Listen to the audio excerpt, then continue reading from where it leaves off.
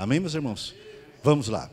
Mateus capítulo 2, versículo 1, a seguir, que diz assim: E tendo nascido Jesus em Belém de Judeia, no tempo do rei Herodes, eis que uns magos vieram do Oriente a Jerusalém, dizendo: Onde está aquele que é nascido rei dos judeus?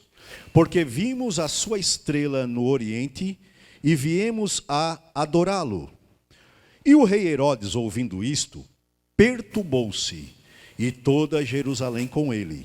E congregados todos os príncipes dos sacerdotes e os escribas do povo, perguntou-lhes onde havia de nascer o Cristo. E eles lhe disseram: em Belém de Judeia, porque assim está escrito pelo profeta: E tu, Belém, terra de Judá, de modo nenhum és a menor entre as capitais de Judá, porque de ti sairá o guia que há de apacentar o meu povo de Israel. Então Herodes, chamando secretamente os magos, inquiriu exatamente deles acerca do tempo em que a estrela lhes aparecera.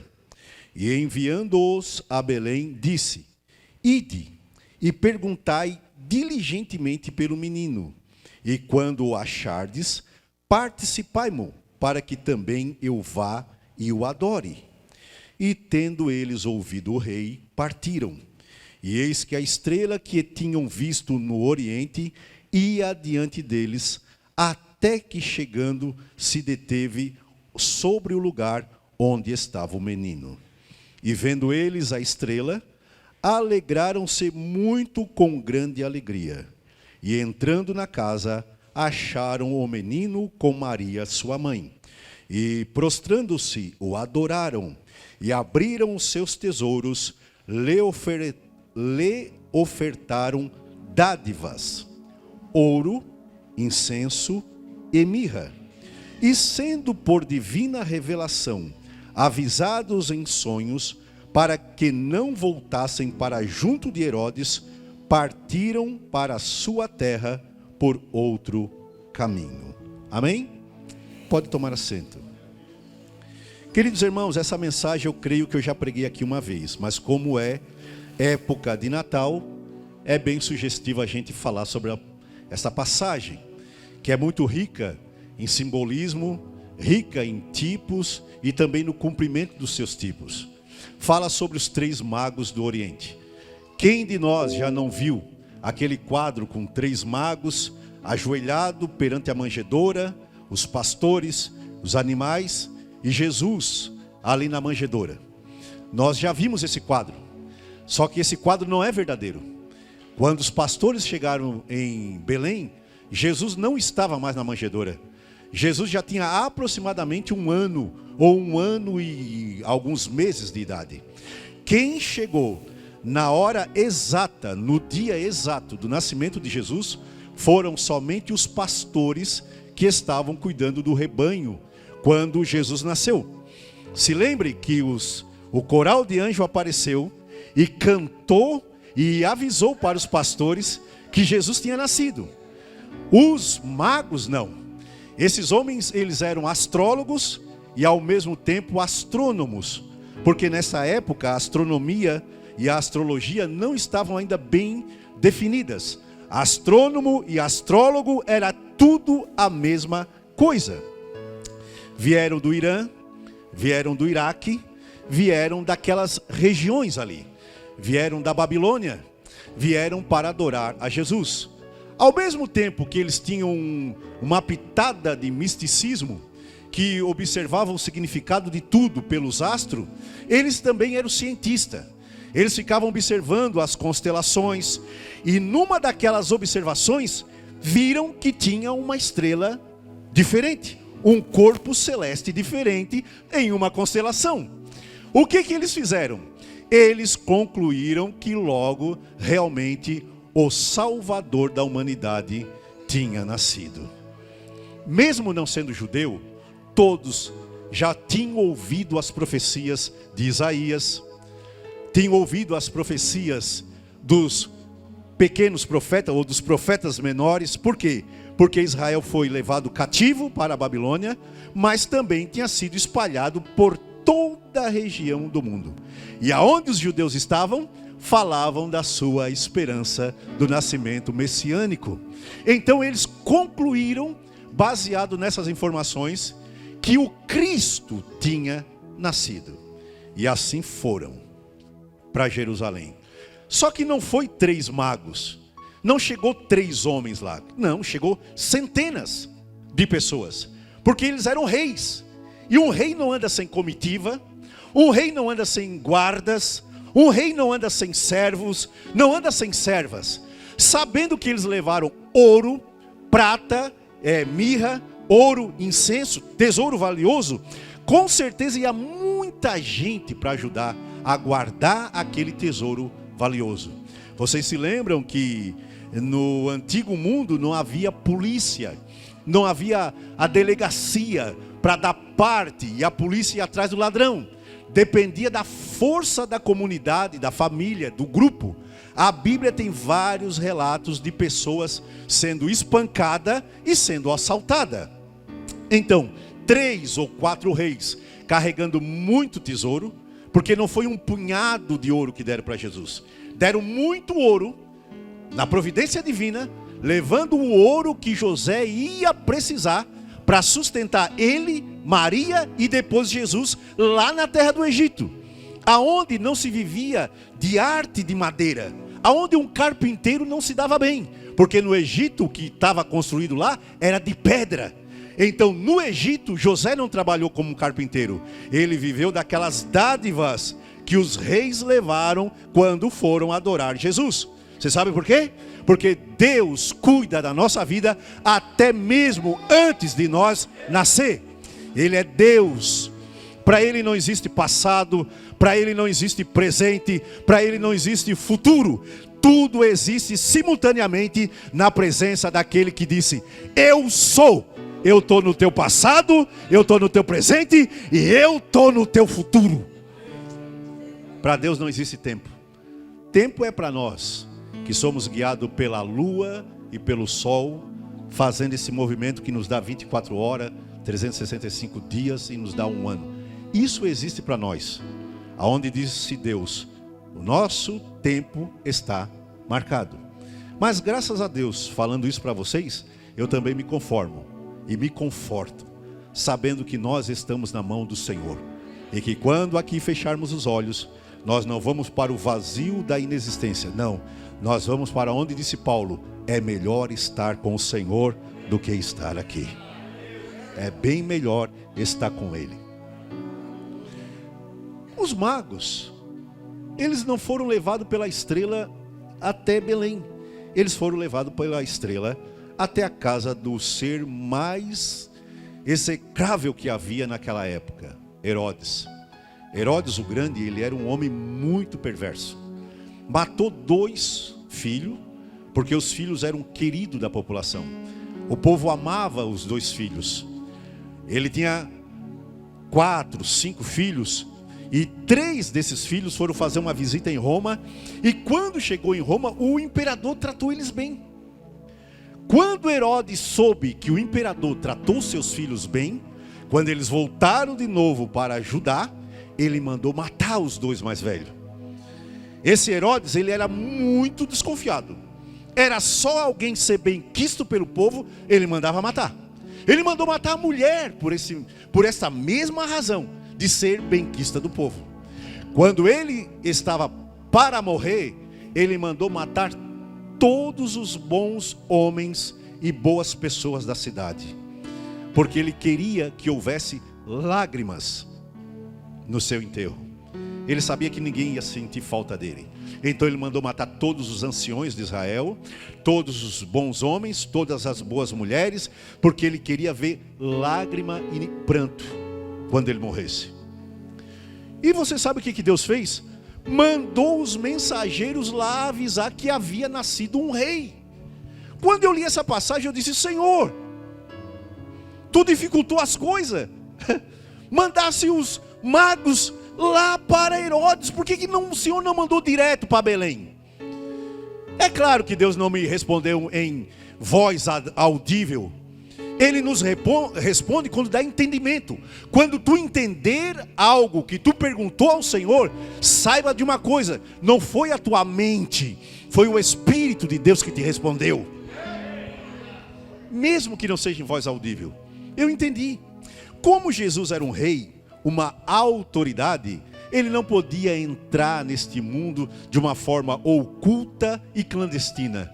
Tinha que ser anunciado. Por isso Deus levantou João Batista, trouxe os anjos do céu para cantar, e agora trouxe os magos para dizer que agora nasceu aquele que é rei dos judeus. Ele não vai se tornar rei, ele já nasceu rei. E o interessante é que quando os magos chegaram, a Bíblia diz que Herodes se perturbou, Jerusalém se perturbou, todo mundo se perturbou com a chegada dos reis. Por quê? Porque chegou muita gente, se hospedaram nas estalagens, nas pousadas que havia ali, se instalaram em Jerusalém, e toda Jerusalém ficou comovida com aquela gentarada toda ali. Os homens chegaram e perguntaram: Herodes, nós viemos aqui porque sabemos que nasceu o rei dos judeus. Viemos guiado por uma estrela. Eu acredito que Herodes dava um passinho, olhava para o céu e não via nada. Ele disse que queria adorar Jesus, mas ele não via a estrela que conduziu os magos até Jesus. Você sabe por que ele não viu? Porque ele disse que queria adorar Jesus, mas de fato ele não queria adorar, ele queria matar. E eu aprendo que Deus não se manifesta para falsos adoradores. Não adianta, Deus não se manifesta para falsos adoradores.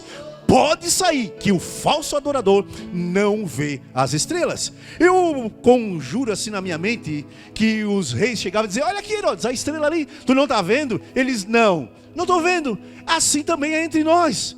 Nós estamos na igreja, tem gente que está aqui, e eu sei que mesmo no silêncio, mas o coração está queimando com a presença do Espírito Santo de Deus. Mas tem gente que não. Ele acha graça em tudo. Acha graça no pregador pretinho, acha graça no irmão, no pastor, ele acha graça em tudo. Ele parece estar num circo. Ei, você está na casa do Deus Todo-Poderoso. Ele está aqui. Eu já me encontrei com ele quando eu cheguei aqui, fraco, abatido, mas eu me encontrei com ele, porque ele sempre esteve aqui. Você não viu ele? Você não sente ele? Você não entrou ainda em comunhão com ele? Tua alma, teu espírito, alguma coisa tem. Herodes olhava e não via. Depois veio os mestres da lei, que tinham conhecimento, inteligência. Herodes perguntou: onde é que vai nascer esse tal de rei dos judeus? E eles disseram: olha, o profeta escreveu que é lá em Belém da Judeia. Eles conheciam, eles tinham inteligência, mas eles tinham um falso conhecimento, porque esse conhecimento não levou eles até lá onde Jesus estava para adorar ao Senhor. Esses homens também não viram a estrela, porque a Bíblia diz que Deus se agrada não é do homem que é inteligente. Inteligência você adquire estudando e lendo. A Bíblia não nos manda ser inteligente, ela manda nós ter sabedoria. E sabedoria tu não adquire estudando. Sabedoria, disse Tiago, quem tem falta de sabedoria, peça a Deus, porque Ele dá abundantemente. Sabedoria é o veículo que conduz a inteligência. Você pode ter inteligência, se não tiver sabedoria, não vai saber aplicar a tua inteligência. Eles eram inteligentes, mas não tinham sabedoria, porque se tivessem sabedoria, teriam largado tudo e ir lá se prostrar na manjedoura aos pés de Jesus. Aonde estava Jesus? Não, preferiram ficar com Herodes, sabendo que era lá, sabendo que ele tinha nascido, vendo todos os sinais, mas para eles era bem melhor as recompensas que Herodes dava do que ir lá adorar o Deus de Israel. Por fim, Jerusalém se comoveu.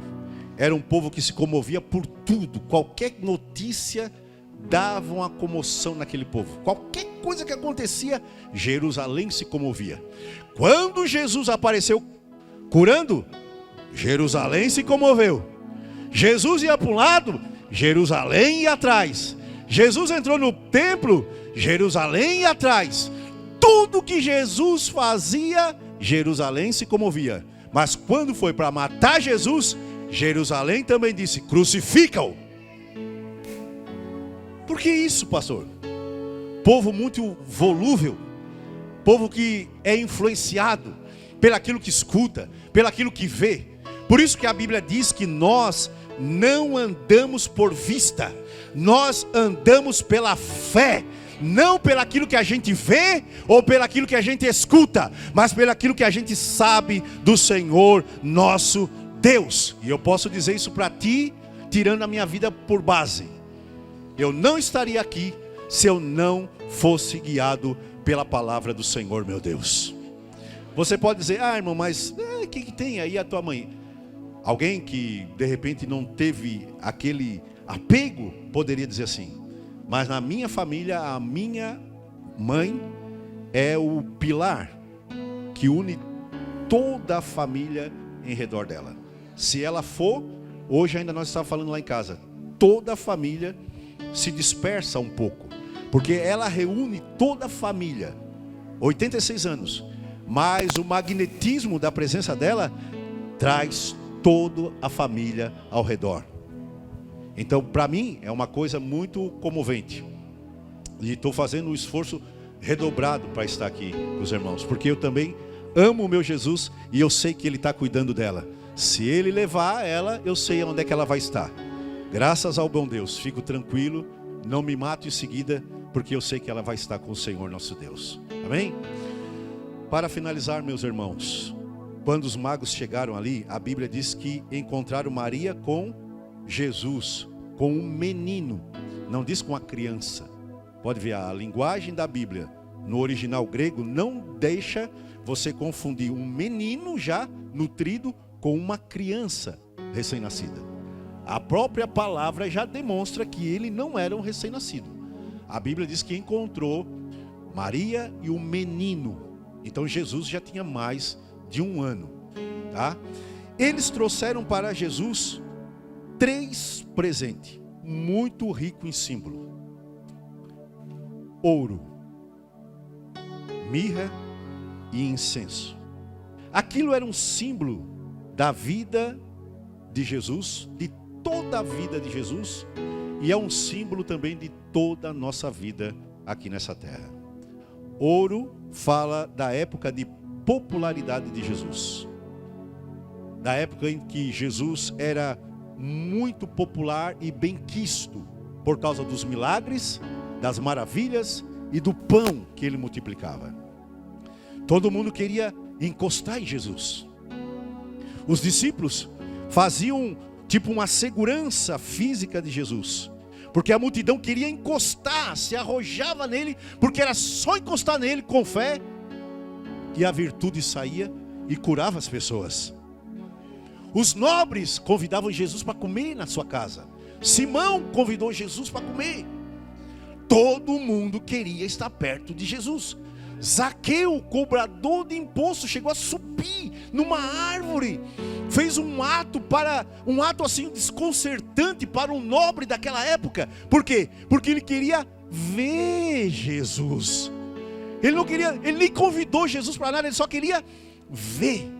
Era a época de ouro de Jesus. O ouro que entregaram para Jesus era uma profecia, como também para a nossa vida. Quando tudo dá certo, irmão, quando tudo dá certo, está tudo bem, graças a Deus, tudo dá certo com a gente, com aquilo que nós temos, materialmente falando, com a família, com tudo. O que nós devemos fazer nesta hora, irmão?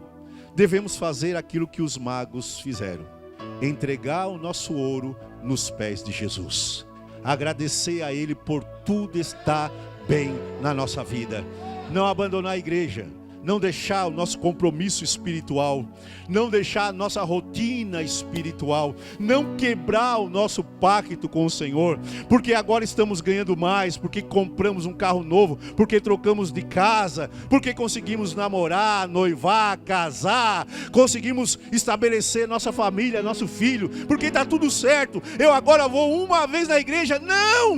Não faça isso. Pegue o teu ouro e entregue para Ele, porque é dele, foi Ele que te deu. Foi Ele que te deu esse ouro. Entrega para Ele. Entrega. Quando tudo está bem.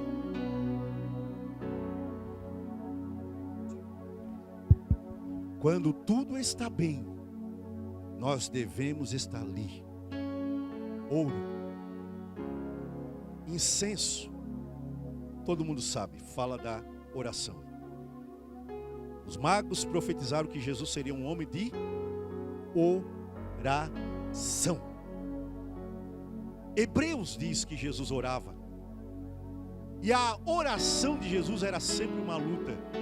Porque Hebreus diz que ele orava com grandes brados aquele que o poderia livrar da morte.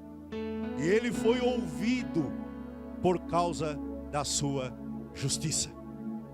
Ele orava, mas ele orava com grandes brados, grandes lágrimas.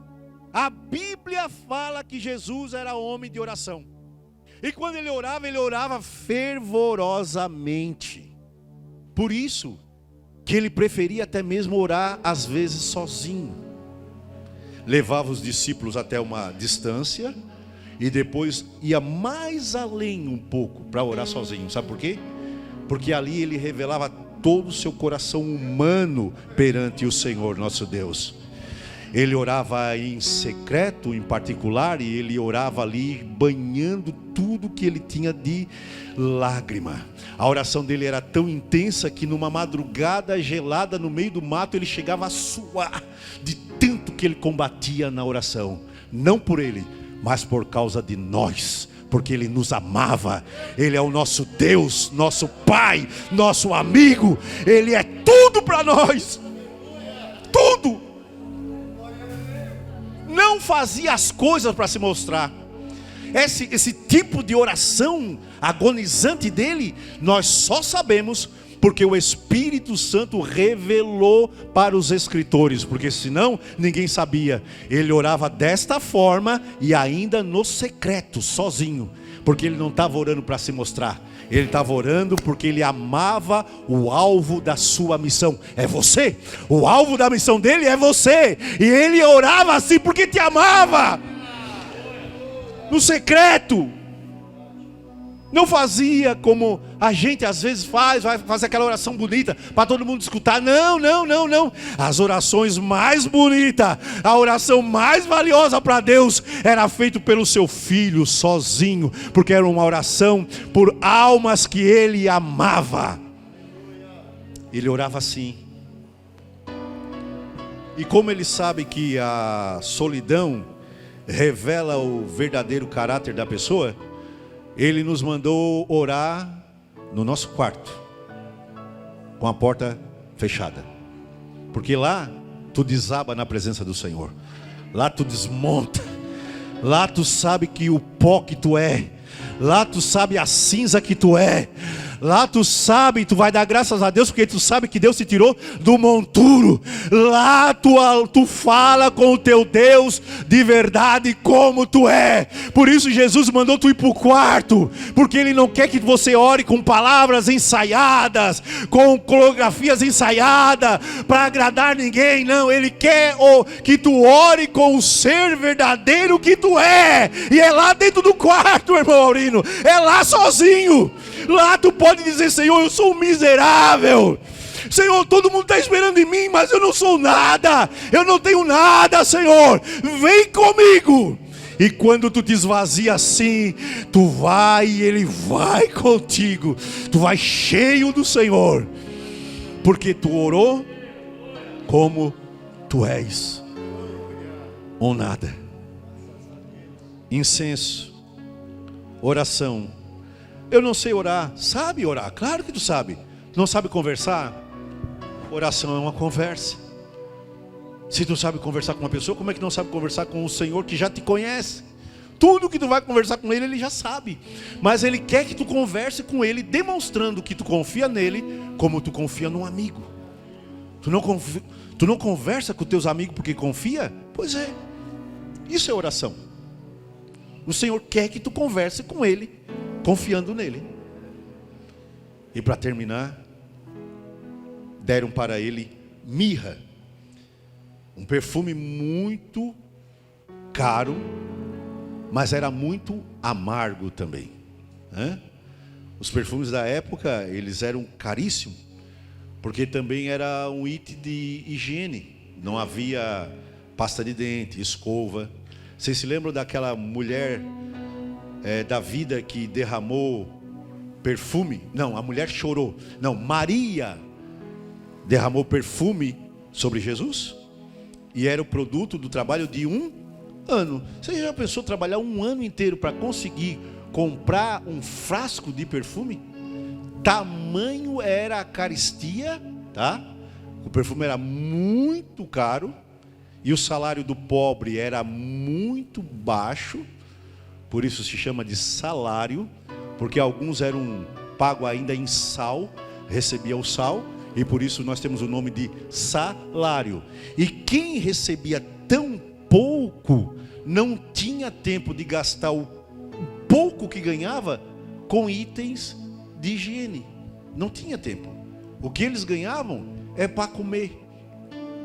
Por isso que quando tu reclama para o Senhor, às vezes orando, coração triste porque queria trocar de casa, tens uma casa com 2 cômodos e queres uma casa de 4, porque tu fosse lá, visitasse o teu irmão, visitasse a tua irmã, visto que eles moram numa casa grande, espaçosa, e tu chega em casa e fica orando, o Senhor não te responde, porque tu és muito mais rico hoje do que os ricos do passado, da época do Senhor. Hoje tu tens de tudo, porque o Senhor cuida de ti, te guarda, te abençoa. Você está farto. Se você quiser comprar uma geladeira agora, tu compra. Se tu quiser comprar uma bicicleta, tu compra. Se tu quiser comprar agora, tu compra um sapato novo, uma calça nova, uma roupa nova. Tu compra. Tu compra no balaio. Antigamente a roupa era tão cara que fazia até parte da herança. A Bíblia diz que a roupa ficava como herança. A Bíblia diz que não podia tomar a túnica do pobre, porque era a única coisa que o pobre tinha na vida. Você já pensou isso? A roupa ficar como herança? Na lei de Deus estava bem claro para aqueles que tinham dívida, aqueles que alguém devia alguma coisa. Tu pode tomar o filho como escravo, a terra até o jubileu, mas não toma a túnica, porque é a única coisa que ele tem nessa vida. Então nós temos tudo, e nós choramos às vezes de barriga cheia, e por isso nós temos poucas respostas diretas de Deus, porque nossos pedidos não são objetivos e não são verdadeiramente urgentes. Mirra era uma coisa cara demais, mas ela vinha de uma amargura tremenda. E assim eu entendo também que assim na nossa vida, às vezes para nós produzir o melhor, necessariamente nós temos que passar por uma escola que vai produzir uma certa dor no nosso coração, uma certa amargura no nosso coração. Deus quer ver os seus filhos alegres, sim, mas quer ver os seus filhos com o pé no chão, não como paspalho, não, mas maduro, pronto para se alegrar com quem se alegra, mas chorar com quem chora. Deus não quer que seus filhos vivam como um paspalho. Não. Deus não quer que eu seja conhecido como o pregador paspalhão. Não. Deus não quer que nós sejamos conhecidos assim. Deus quer que nós sejamos conhecidos como pessoas maduras, com o pé no chão. Então tem vezes que Deus permite uma certa luta, uma certa amargura na nossa vida. Por quê? Porque nós temos dentro de nós capacidade que a gente nem sabe que existe dentro de nós. E que somente o problema tira de dentro de nós aquela capacidade que a gente tem e não sabia. Você já viu um gato quando ele é perseguido pelo cachorro? Ele foge. Mas quando ele é encurralado pelo cachorro, ele ataca. Quando ele não tem mais saída, ele demonstra uma coragem, uma ferocidade que nem mesmo ele tinha experimentado. Mas quando ele vai lutar pela vida encurralado, ele ataca. Nós temos dentro de nós capacidades posta aqui pelo Espírito Santo de Deus, que só vamos descobrir na mirra, na dor, na luta e na tribulação. E isso não é para nos matar, isso é para nos aperfeiçoar. Davi, quando orou ao Senhor, ele disse: Senhor, eu sei que tu põe todas as minhas lágrimas no teu odre, e tu conta elas. Ele sabia que as lágrimas dele não eram em vão. As lágrimas dele tinham valor perante Deus. Assim também, a tua luta, a tua dor não é em vão. Isso tudo tem valor perante Deus. Você sabe por quê? Porque mesmo com essa dor, mesmo com essa luta, mesmo fraco, não importa, você está aqui na casa do Senhor. Você poderia sair. Ninguém manda em ti. Ninguém te trouxe aqui amarrado. Eu sei que se você está aqui, é que de uma forma ou de outra, dentro de ti o teu ser clama por Deus e ama o Senhor. De uma forma ou de outra, evangelista Maurino, o ser espiritual, ele clama pelo Senhor. Ainda que o teu consciente tenha uma direção, a tua alma e o teu espírito tem outra. Você sabe por quê? Os dois são independentes da matéria, e eles conhecem a realidade como o consciente não conhece. Por isso que às vezes nós estamos assim, aquele negócio começa a pegar a gente por dentro. Oh meu Deus, eu preciso orar. Oh Jesus, eu estou uma aflição, estou passando essa luta, mas eu preciso ir para a casa do Senhor. Isso daí é o ser espiritual te dirigindo para a casa do Senhor. Em amargura como a mirra. Sabe por quê? Porque daí vai sair aquele perfume que o Senhor gosta de aspirar. É o louvor em meio às lágrimas, é a gratidão em meio aos problemas, é o canto de glória e aleluia com a boca, sabendo que o coração está chorando. Mas isso agrada o Senhor, sabe por quê? Porque só da sinceridade é que pode brotar esse tipo de adoração ao Senhor. O Senhor, Ele conta com filhos fracos, sim. Ele conta com filhos carentes, sim, mas Ele não conta com filhos falsos. Por isso que a Bíblia diz que todo aquele que usa de engano não permanece na casa do Senhor. Sabe por quê? Porque Ele é um soberano diferente. Ele exige demonstração de amor em meio à dificuldade. E só amando muito é que você faz isso. Só amando ao Senhor. Amém, meus irmãos? Vamos se pôr de pé. Eu quero orar por você mesmo assim. Mesmo na minha condição debilitada, um pouco humanamente falando, mas eu sei que Deus não está debilitado. Eu quero orar por você aqui nessa noite. Você que tem uma necessidade, eu quero orar por você. Você que deve estar passando por alguma luta, eu quero orar por você. Você que está passando pela fase de ouro, eu quero orar por você. Você que já tem incenso bastante para ofertar ao Senhor, eu também quero orar por ti. E você que está na fase da mirra, eu também quero orar por você. Porque humanamente falando, ninguém é de aço. Todos nós temos sentimentos. E eu quero orar, não para Deus fazer alguma coisa na tua vida, porque Ele não precisa que eu peça por ti. Porque não existe mais mediador entre Deus e o homem. Não é por causa da oração do irmão Marcos, ou do pastor, ou do evangelista, ou dos obreiros que Ele vai fazer isso. Ele faz porque nos ama.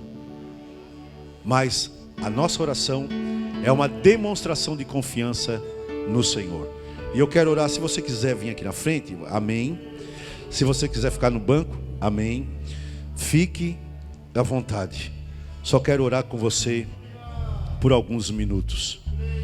Quero orar com você, por você, e que Deus também venha nos dar força para suportar esse deserto desta vida que nós estamos passando aqui. Pode ter certeza de uma coisa: Deus está com você. Feche os teus olhos por um instante, só por um instantinho. Feche os teus olhos. Feche os teus olhos. Domingo retrasado eu estava ali na sede pregando. Estava pregando essa mesma mensagem, pastor Mengarda. E lá na sede eu tive uma visão. Eu tive uma visão de um caroço saindo do corpo de uma mulher lá. E eu vi também Jesus batizando as pessoas. E eu entreguei a mensagem. E nós oramos e Jesus batizou lá, jovem, e também curou. No meio da semana eu recebi o testemunho da mãe da irmã que foi curada. Naquela noite ela estava lá na sede com uma dor muito grande. E eu orei e Jesus arrancou dela a enfermidade.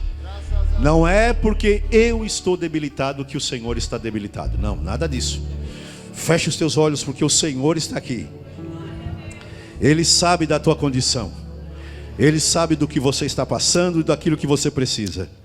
Eu quero que nesse momento você se desligue por um instantinho só da cabeçuda. Se desligue de quem está na frente, atrás, do lado. Te veja perante o Senhor. Não mais um menino, não, mas o grande Rei de todo o universo, do Deus Todo-Poderoso. Não de um Deus que está morto, não, mas um Deus que esteve morto, ressuscitou e está vivo para todo sempre.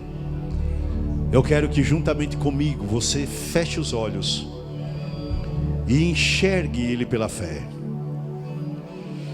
Porque enquanto você faz isso, a mão do Espírito dele toca em você aqui nessa noite. Arranca do coração, arranca do corpo físico, arranca do espírito, arranca de dentro de ti tudo aquilo que te machuca, tudo aquilo que faz você ficar contristado, aquilo que traz dor para a tua alma. O Senhor arranca aqui nesta noite. Junto com esse solo de louvor, você vai adorar a Deus acima da alegria, acima da dor, acima de tudo. Não abra mais os olhos. Jesus pode te batizar aqui. Não precisa eu gritar, saltar, nada disso, meus irmãos.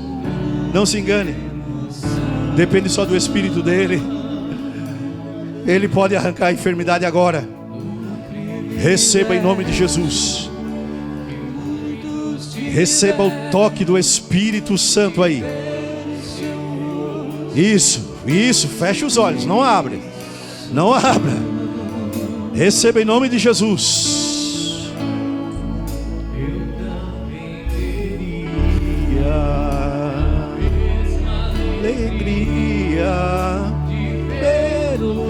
Perto,